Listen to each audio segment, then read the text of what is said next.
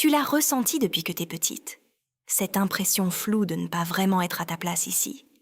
Comme si tu regardais ta propre vie depuis légèrement à l'extérieur d'elle-même.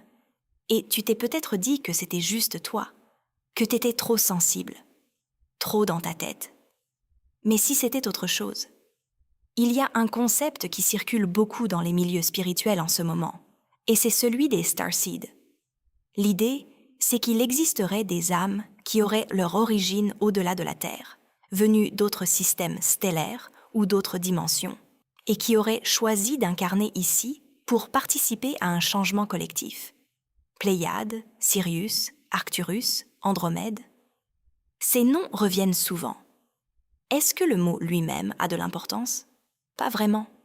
Ce qui compte, c'est ce que la reconnaissance déverrouille en toi. Parce que si tu te reconnais dans des choses comme ça, les étrangers te racontent leur vie en 10 minutes.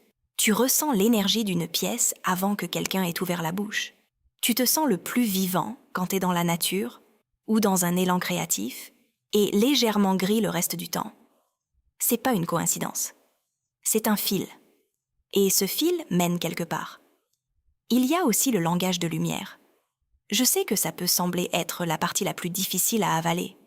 Mais écoute, le langage de lumière, c'est une forme de communication canalisée qui ne passe pas par le mental analytique. Des sons, des tonalités, des syllabes qui n'appartiennent à aucune langue connue. Et ce n'est pas fait pour être compris au sens ordinaire du terme. C'est fait pour être ressenti. La recherche sur le son, les fréquences et le système nerveux suggère que certains patterns tonaux peuvent vraiment influencer nos états physiologiques, notre rythme cardiaque, notre tonus vagal. Le corps répond à ça. Et pour celles et ceux qui s'identifient comme starseeds, c'est souvent décrit comme une forme de souvenir au niveau de l'âme. Quelque chose qui se réveille. Mais connaître ta mission ne suffit pas. Il faut aussi te donner les moyens de l'habiter. Et ça commence par des choses pas glamour du tout. Accueillir les émotions restées coincées. Apprendre à te sentir en sécurité dans ton corps. Te poser, t'ancrer. Parce que la tendance, quand on est câblé comme ça, c'est de flotter. De vivre dans ta tête pendant que ta vie concrète s'effiloche un peu. L'ancrage, c'est pas un obstacle à ta mission. C'est ce qui te permet de la vivre vraiment. Alors je t'invite à poser une seule question ce soir. Pas quelle est ma mission cosmique?